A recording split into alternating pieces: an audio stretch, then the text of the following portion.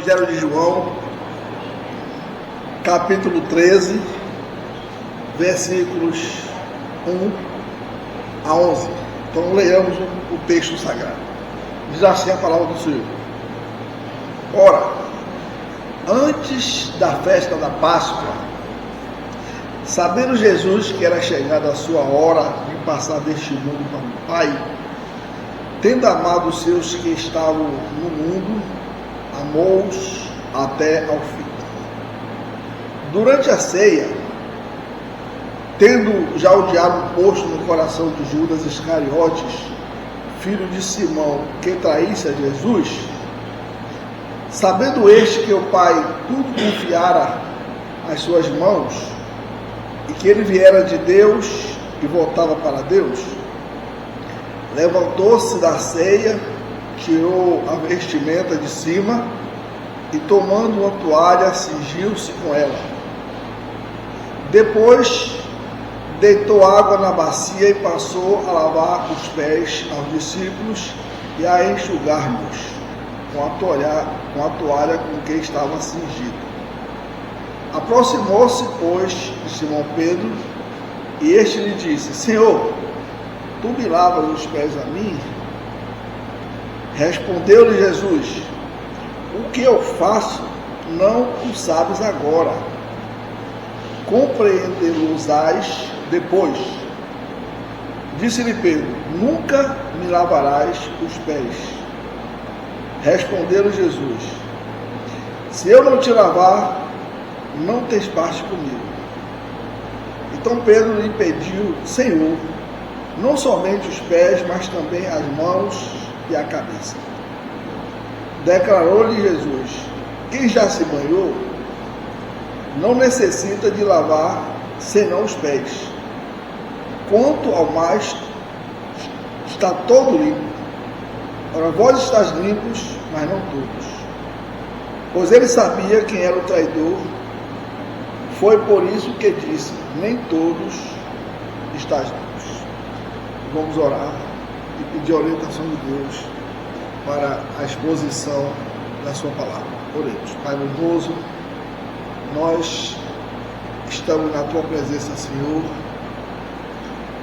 Nós acabamos de estudar a tua palavra e sei que tens lições preciosas, maravilhosas para nos ensinar.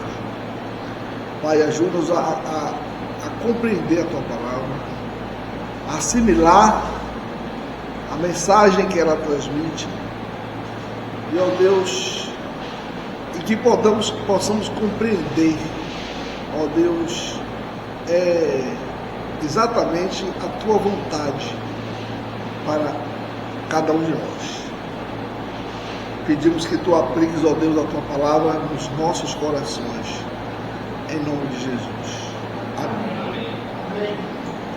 Eu não sei se os irmãos estão lembrados. Geralmente a gente não se lembra muito. Se eu perguntasse assim, provavelmente os irmãos não vão saber me responder. Se eu dissesse: qual foi a mensagem que eu preguei daqui a 15 dias? Provavelmente os irmãos não me lembram. Não é defeito do irmão, não, é defeito do pregador. É o pregador não transmitir como devia transmitir.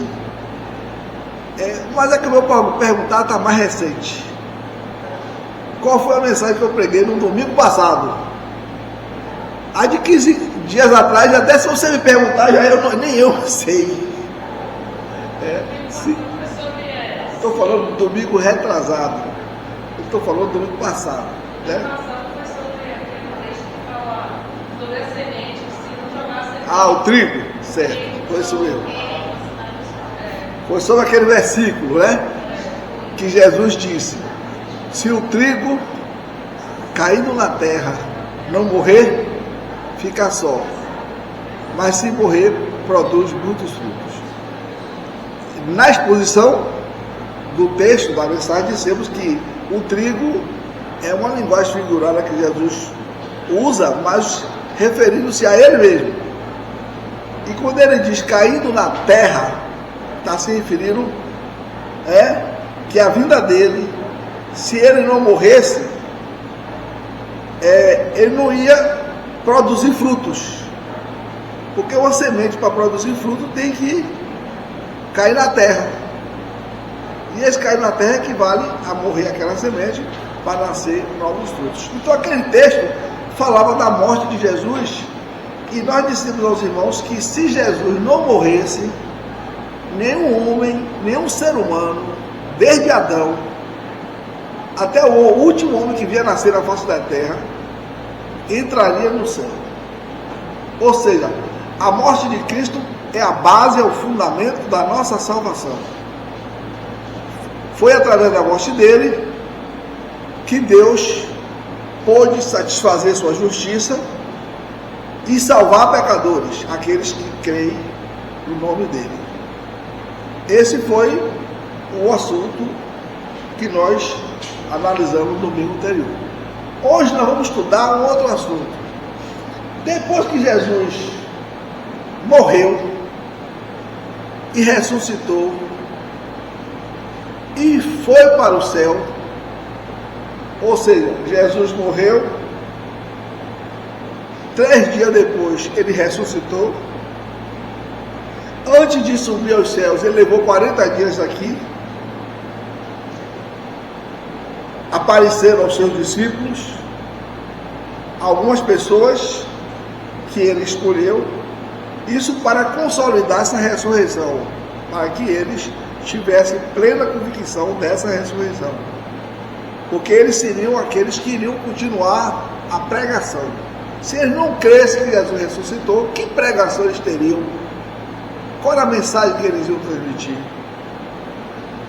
E depois desses 40 dias, eles subiu aos céus.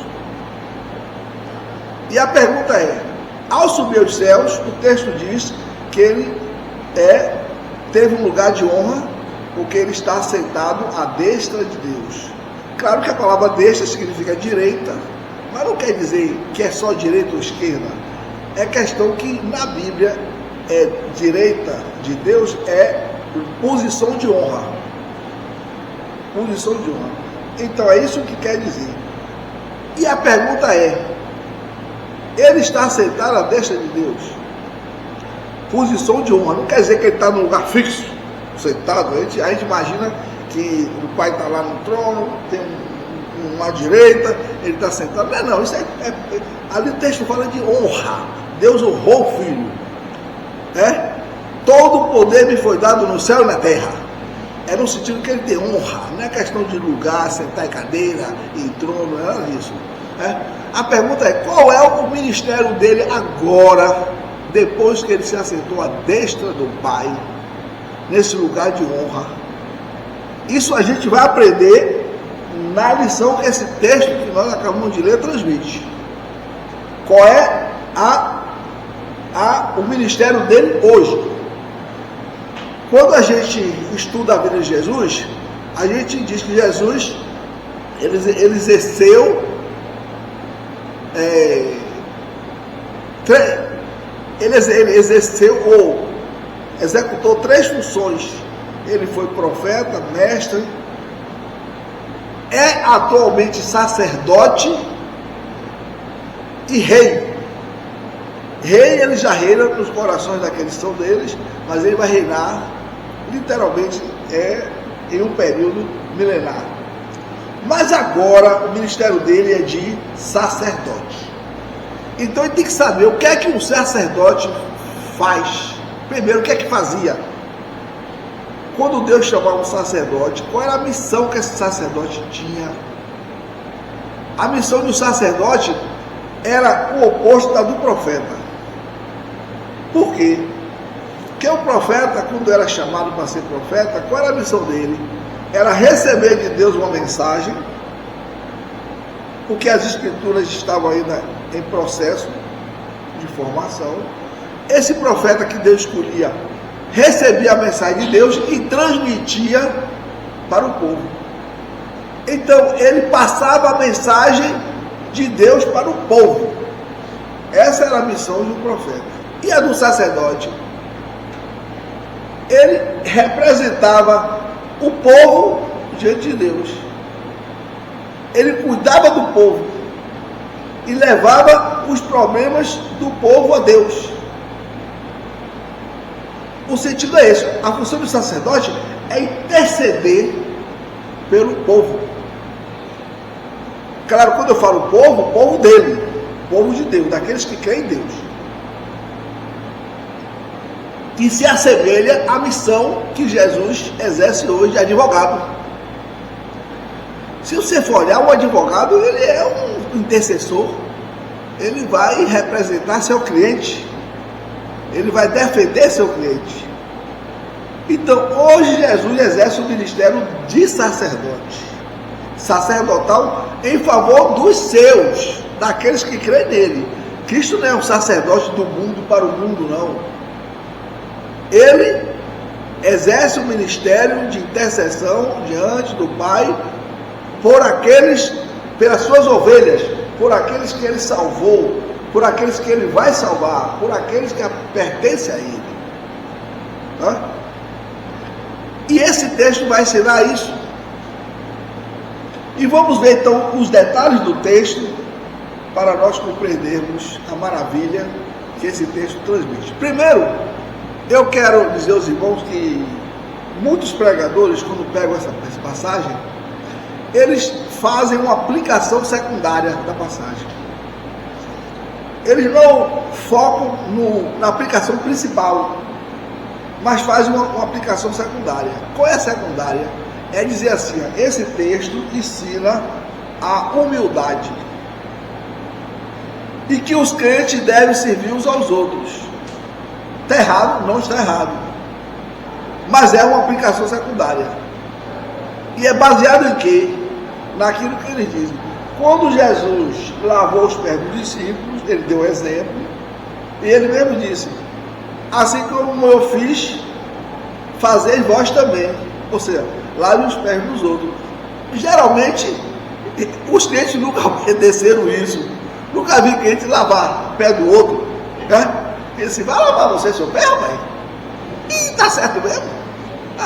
O que eu vou dizer? Lave meu pé, eu vou lavar o seu. Você lava o seu pé, eu lavo o meu. Né? Mas o que Jesus queria ensinar é, claro que tem essa aplicação secundária, e muitos pregadores se detêm nessa aplicação secundária e dizem assim, Jesus deu uma lição de humildade. E não está errado, mas não é a lição principal. E o que nós temos aqui que focar é na principal. Na principal. A principal é que esse texto vai ensinar o ministério sacerdotal de Cristo para com os seus filhos. As pessoas que vivem neste mundo e que ainda não estão nos céus. Não estão nos céus. Então vamos primeiro descrever o texto. Ele é fácil, não é difícil de assimilar, é bem fácil de assimilar. Mas se a gente conhece o histórico, o texto, a narrativa, vai ser fácil aplicar essa narrativa. Né? Então vamos focar no histórico, na narrativa. Aqui fala de uma festa que estava sendo celebrada em Jerusalém. E o texto é claro que diz a festa da Páscoa. O texto diz, ora, antes da festa da Páscoa. Por que ele fala antes da festa da Páscoa? Na verdade, a Páscoa judaica era assim. Era uma festa que durava 8 dias. E é do dia 14 a 21. Some aí. 14, 15, 16, 17, 18, 19, 20, 21. Não dá 8 dias? Dá 8 dias. E como era que essa festa se processava? Assim, no dia 14 do primeiro mês, que era chamado Abib, não quer dizer que era o nosso janeiro, geralmente era março, abril. Lá no calendário judaico era Abib. No dia 14 era o dia em que o cordeiro pascal, o cordeiro da Páscoa, era sacrificado. Que foi o dia que Deus inaugurou a Páscoa no Egito. No dia 14 de Abib também, ou esse mês também tinha o nome de Bernizan, que era o mesmo mês. Aí depois do dia 14, ia dia 15, até o dia 21, 7 dias. Com o dia 14, completa 8 dias. Só que do dia 15 ao dia 21 era chamada a festa dos pães ázimos, que era aquela festa em que os judeus comiam pão, mas não podia ser pão com fermento, porque o fermento simbolizava o pecado. Então, o dia 14 era o dia do sacrifício do cordeiro, e os dias restantes, 15 a 21, era o dia em que eles comiam pão ázimos ou pães sem fermentos. Por isso que muitos não fazem diferença entre a Páscoa propriamente dita e a festa dos pães ázimos. É a mesma festa, elas estão entrelaçadas, né? Pois bem, foi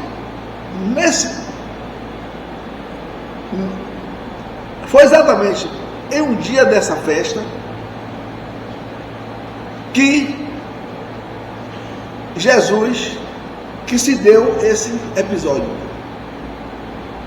Porque foi exatamente nesse dia que Jesus instituiu a ceia do Senhor.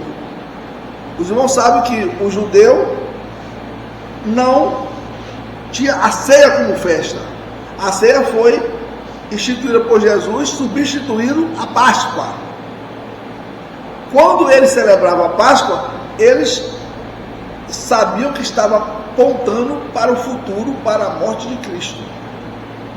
Como a ceia substituiu a Páscoa, e a gente celebra a ceia hoje, a gente não olha para a morte de Cristo, a gente comemora a ceia em memória de mim, quer dizer, olhando para a Páscoa que já passou, para o passado. Então, essa ceia foi instituída quando Jesus celebrou a última Páscoa da vida dele, a terceira Páscoa, a partir do início do seu ministério. E ele celebrou, isso era uma quinta-feira. Quando você olha a semana da Páscoa, hoje, você vê 8 dias, pelo menos, existe assim uma tentativa de, por exemplo, começa no domingo de Ramos, os evangélicos não olham isso, mas no de Ramos, que é domingo, e termina no domingo da ressurreição. Então, domingo a domingo, quantos dias são? São 8. Domingo, segunda, terça, quarta, quinta, sexta, sábado, domingo. Né? Domingo.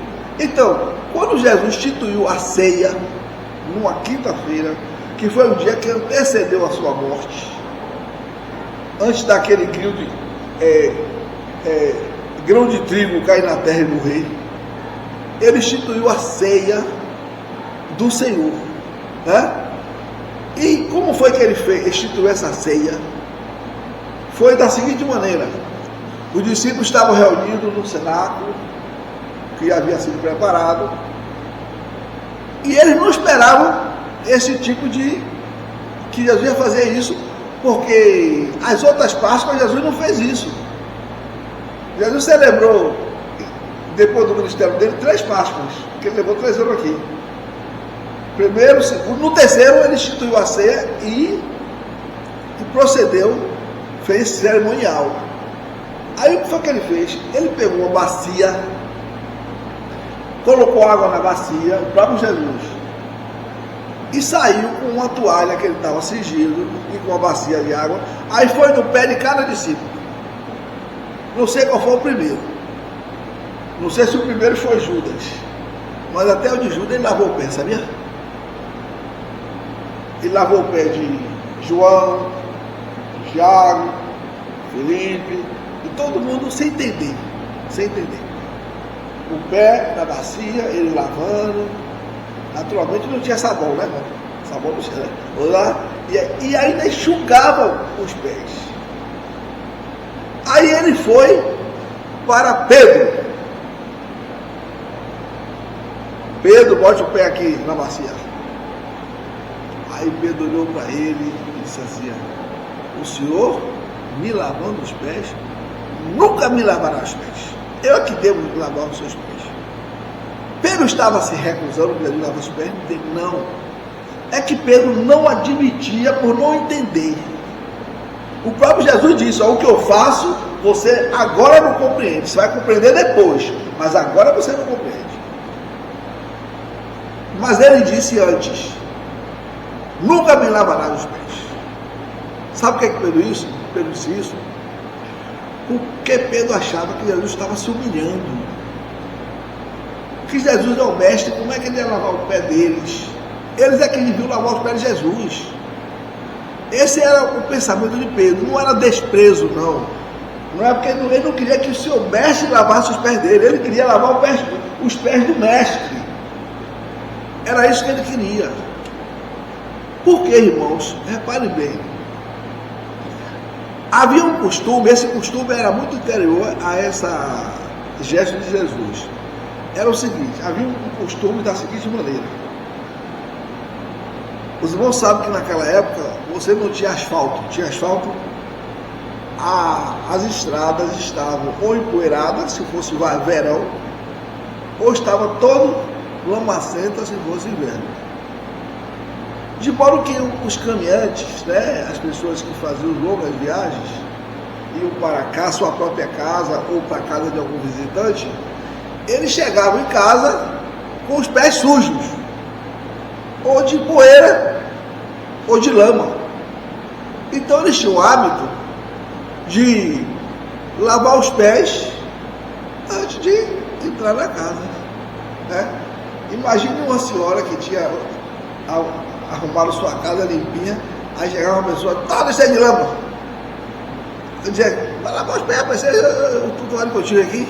Era um hábito. Então, era também um gesto de cortesia quando o visitante ia à casa de uma pessoa, essa pessoa recebia esse visitante e lavava os pés desse visitante. Isso era um ato de cortesia, né?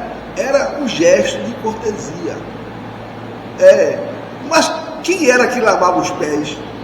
Era o próprio dono da casa? Não.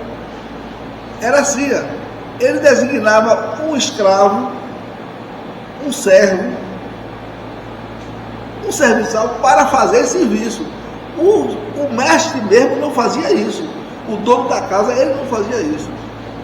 O que Pedro estranhou não foi o lavar pés em si, mas foi Jesus estar lavando os pés. Se viesse um servo qualquer e fizesse isso, aquilo era normal, ele esperava isso com normalidade. Mas sendo Jesus, Pedro não aceitou. Aí quando Pedro disse assim, nunca me lavará os pés, você note que Jesus, ele não obriga ninguém a fazer o que não quer. Não obriga ninguém a fazer o que não quer. E a fé cristã é assim, irmão. A fé cristã, Deus conquista coração. Deus conquista o ser. Ele não impõe. Fé imposta não é fé, é ditadura. A fé não pode ser imposta. Quando você evangeliza uma pessoa, você não tenta ganhar um seguidor. Você tem que dizer para ele quem é Jesus. Quem é Jesus? Para que o coração dessa pessoa seja alcançada por Jesus, não por você. Por você. Não é fazer seguidores, mas dizer, você tem que crer em Jesus. Se você vai seguir alguém, é Jesus, porque é Ele que vai salvar você. Hoje, irmãos, nós temos uma anomalia hoje que eu vejo crentes, pessoas, seres humanos idolatrando o pastor. O meu pastor, eu sigo o meu pastor. Toda pessoa que segue pastor vai para o inferno, mas quem segue Jesus vai para o céu. Pastor não pode fazer cabeça de ninguém. Quem tem que fazer sua cabeça é a palavra de Deus, é Deus. Pastor tem que orientar a pessoa na palavra de Deus. Na palavra de Deus. Hoje em dia existe essa anomalia. Claro que o pastor, ele pode ser respeitado, considerado, mas ele também tem que respeitar os demais e considerar os demais. Por exemplo, você tem que amar mais um pastor do que qualquer irmão? Não. É a mesma coisa. Tem nada a ver. Tem nada a ver. Ele tem sua função, vai dar conta a Deus. Mas é assim, a pessoa que amamos, que seguimos, que servimos, é o nosso Salvador, o nosso Redentor. Pedro teve essa visão em relação a Jesus, né? Aí Jesus não forçou as circunstâncias. Bora, Pedro. Ele só argumentou. Ele disse assim: ó, o que eu estou fazendo você não entende agora, depois você vai entender. Aí Pedro continuou resistindo. Aí Cristo disse: tudo bem, se eu não lavar os seus pés, você não vai ter parte comigo. Não tem parte comigo. Ah, Pedro não admitiu. Eu não sei do Senhor? Não. Você vê como Pedro era 880, né? Pedro não era meio termo, não. Ele era tudo ou nada.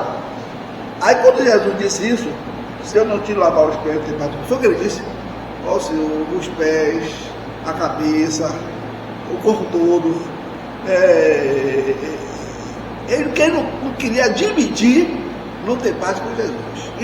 Nesse aspecto é bonito. O crente não deve admitir não ter parte com Jesus. Aí quando ele foi para o extremo do exagero, aí Jesus deu a grande lição que esse texto traz para nós. A grande lição é essa: aquele que se banhou, que já tomou banho, não precisa tomar mais banho, só precisa lavar os pés. Aquele que já tomou banho, não precisa tomar mais banho, precisa só lavar os pés. E ele até fez uma ressalva dizendo que todos ali tinham tomado banho, mas tinha um que não tinha tomado banho. E Jesus não está falando do banho com água não, meu irmão. O banho não era banho com água não. Repare o que é que Jesus queria dizer: quem já se banhou não precisa mais se banhar, apenas lavar os pés. E enfatizou o Judas que não adianta lavar os pés dele, porque ele não tinha tomado banho. Primeiro banho, depois os pés. Pronto, aqui está a lição, o âmago da interpretação do texto, a lição principal. O que é que ele quer dizer? Que o crente em Jesus Cristo, você que crê em Cristo, e as pessoas que creram em Cristo, as pessoas que creem em Cristo, as pessoas que vão crer em Cristo, elas já tomaram banho, o banho da redenção, o banho do crer em Cristo, foram lavados pelo sangue do Cordeiro. Esse é o banho. E esse banho lhe justificou, lhe salvou, lhe introduziu na família de Deus. Você agora é de Deus, que você já tomou banho. Você não precisa tomar outro banho. É um banho único. É como você exerceu sua fé em Cristo. Mas você ainda não morreu. Porque você só vai deixar de pecar, e eu também. Não estou dizendo que o crente vai ficar pecando não, viu? Porque o texto diz: aquele que nasceu de Deus não vive na prática do pecado, mas é pecador e peca. Por isso que ele diz: se confessarmos nossos pecados, ele é fiel e justo para nos perdoar os pecados e nos purificar de toda injustiça. Por que ele é fiel? Porque o crente já tomou banho, já foi justificado, já foi lavado no sangue do Cordeiro. E quando Deus perdoa o pecado de um crente que confessa seu pecado, ele está baseado no sacrifício do Filho dele, no ato redentor. Mas enquanto estivermos nesse mundo, nós pecamos por ações, por atos, pecamos. Porque somos pecadores, temos a natureza pecaminosa. Graças a nosso bom Deus, que essa natureza pecaminosa vai conviver conosco até o dia que a gente morrer. É por isso que eu disse uma frase hoje de manhã, eu sei que muitas vezes meu irmão não entende, que quando o crente está no caixão, é o melhor dia, é o dia da felicidade dele. Que ali ele deixou de ser pecador prático. Ele deixou de ser pecador. Claro que isso às vezes a pessoa diz assim: pastor é doido. Mas quem crê em Cristo não vai me chamar de doido. Me chama de doido quem não crê em Cristo. Mas quem crê em Cristo tem certeza de salvação, me compreende. Mas na nossa trajetória, seus pés ficam sujos, os meus ficam sujos. Quem suja nossos pés? O caminhar por essa estrada do mundo, cheia de poeira, cheia de lama. E a sujeira são as nossas transgressões, são os nossos pecados, porque, embora justificados, salvos pela graça, recebidos na família, somos pecadores, perdoados e salvos. Então Deus diz assim, enquanto caminharmos nesse mundo, precisamos lavar nossos pés. Por isso que Jesus disse, se eu te lavar os pés, não tem parte comigo. Se eu não lavar os seus pés, você não tem parte comigo. Aí Pedro chegou para aquele exagero, que quer tomar o banho todo. O banho não, já tomou. É apenas lavar os pés. O crente tem que lavar os pés. Você tem que lavar seus pés, eu tenho que lavar meus pés. Como é que eu lavo meus pés? O processo é esse. Você tem uma banheira que não falta água, não falta recursos. A banheira é a palavra de Deus. Santifica-os na verdade, a tua palavra é a verdade. A banheira é você, é a ação do Espírito de Deus no seu coração, lhe convencendo do pecado. E você precisa sempre confessar para manter a comunhão com Deus. Por exemplo, se o crente, filho de Deus, não lavar os pés, Jesus diz, não tem parte comigo, ou seja, ele não vai ter comunhão com essa pessoa. Não é isso que a Bíblia diz? Se eu no meu coração atentar para a iniquidade, Deus não me ouvirá. Então eu tenho que lavar meus pés todo dia. Você tem que lavar seus pés todo dia. Você tem que andar lavando os seus pés. E esse lava-pés nos traz essa lição. Cristo agora, depois que ressuscitou, está nessa posição de honra deste de Deus. Ele exerce esse ministério de intercessão por nós. Ele é o nosso advogado, nosso intercessor. Ele está sempre lavando nossos pés. Por isso que o texto diz assim, filhinhos meus, Cristo falando aos seus filhos, estas coisas vos escrevi, a palavra de Deus, para que não pequeis. O crente sabe que o pecado não pode ser norma na vida dele. É um acidente. É algo fora do percurso. Não é aquela vida rotineira. O pecado na vida rotineira de uma pessoa é na vida do incrédulo, não na vida do salvo, do povo de Deus. Mas Deus sabe que nós somos pecadores e fala, filhos meus, essas coisas eu vos escrevo para que não pequeis. Aí ele nos dá aquela lição confrontadora. Se alguém pecar, temos o advogado junto ao Pai, Jesus Cristo justo. É esse papel de advogado, de intercessão, de sacerdote que ele está exercendo hoje em seu favor e no meu favor. E essa lição a gente extrai desse texto, no cerimonial do lava-pés. Essa é a aplicação principal. A secundária tem o seu valor? Tem. Mas a interpretação principal é essa. E o crente tem que entender. Você, meu irmão, que crê em Cristo, já tomou banho. Já foi lavado no sangue dele. Agora você lava os seus pés. Agora lembre-se. O pecado não é uma rotina na sua vida. Porque você está sempre lavando os seus pés em comunhão com Deus. Mas quando os seus pés ficarem sujos de poeira, de lama, lembre-se que você tem um advogado, um intercessor. E lave os seus pés. E lavar pés é isso. É estar diante da palavra de Deus, estar em comunhão com Ele, estar orando com Ele, confessando os nossos pecados e buscando a direção dele para uma vida que o honre e o glorifique. Pedro, quando entendeu isso, ele disse, lava tudo agora sim. Mas não precisa lavar tudo não, é só os pés. E Deus disse, não, você já tomou banho. Apenas os pés. Aí Pedro compreendeu. Essa lição é maravilhosa por isso. Se nós apenas tirarmos a interpretação ou aplicação da lição de humildade, é uma interpretação que não atinge o seu objetivo, o seu principal objetivo. Então, irmãos, no nosso caminhar, na nossa lida, na nossa trajetória de vida, vamos sempre lavar os pés. Um dia você deixa de lavar os pés. Comecei a lavar meus pés quando eu tinha 18 anos, e Jesus me deu um banho, e de lá para cá eu lavo meus pés.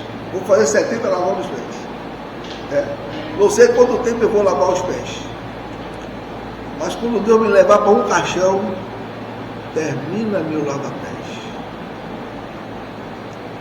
Só o crente pode entender essa linguagem, né? A linguagem que o corpo no caixão do crente é o passaporte para a glória. Que Deus nos abençoe.